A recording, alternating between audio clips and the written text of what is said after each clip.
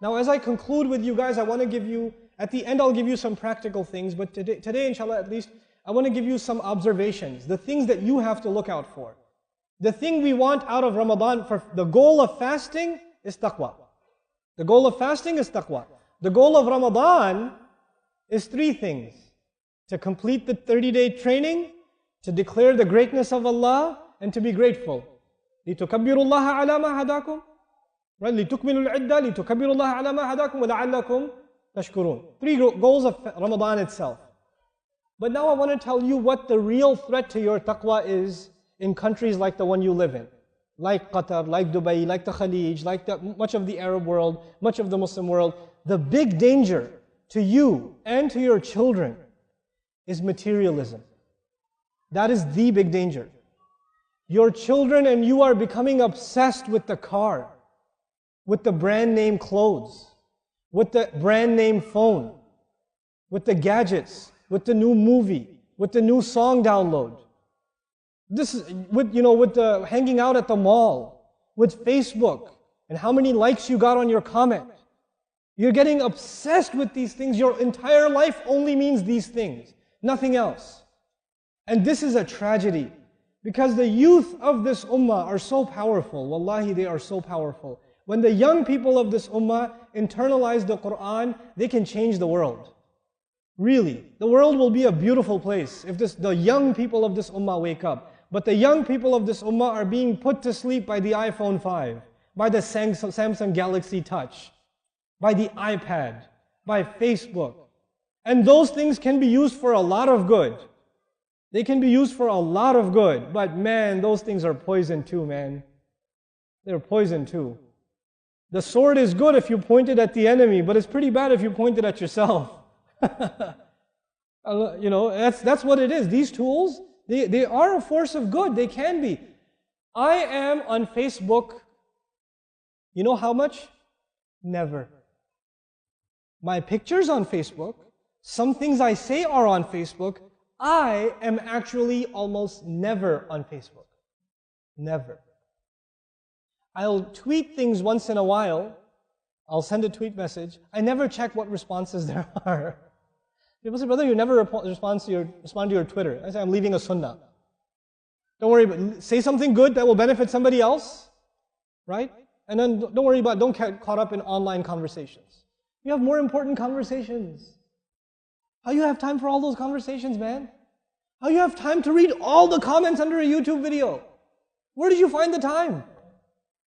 Where did you find the time? I'm shocked. So you and I have to detox. We have to get rid of the gadgets, especially in Ramadan, guys. Get rid of the gadgets. Delete the video games delete the game apps off your phone.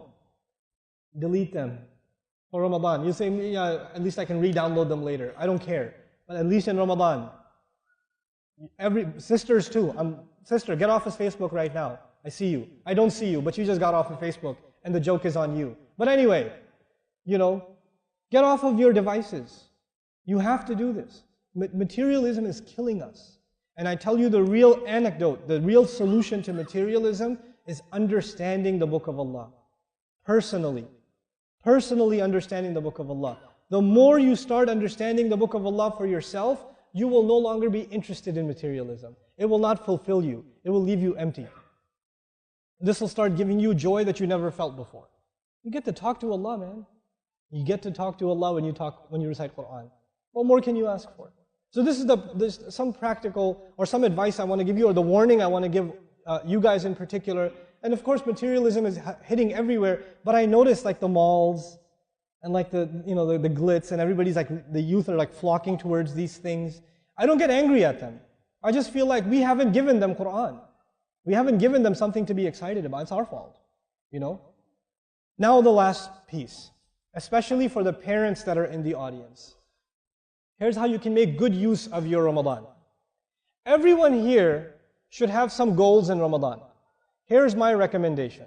My recommendation is you should memorize a couple of short surahs. Short surah means a page and a half. A couple, maybe 4 of them if you can.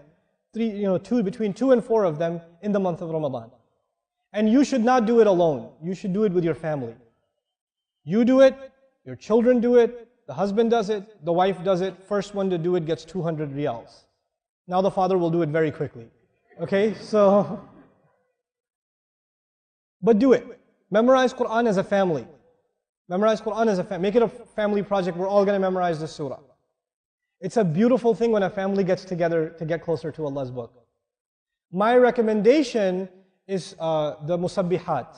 Like if you memorize Surah Al-Jumu'ah, Surah Al-Munafiqun, Surah Al-Taghabun, these surahs, at least these 3 surahs, beautiful surahs.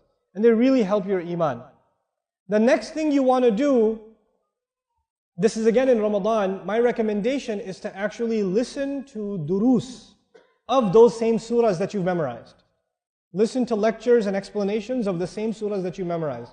Now the surahs I recommended to you were surahs number 62, 63, and 64.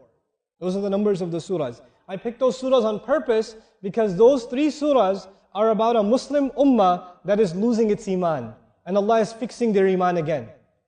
That's what those 3 surahs are about. An ummah whose iman is becoming weak, and Allah makes it strong again. And He protects it from hypocrisy. And He shows them the fruits of real iman. Right? So that's why those surahs are very particularly beautiful and easy to memorize also. Okay? What surahs were they? See if you're paying attention. 62, 63, and 64. Now, I don't recommend doing other studies in Ramadan. Like, I personally am a big believer in Arabic studies and other studies, but those aren't spiritual studies. They're ulum aliyah, right? They're tools to get to higher studies.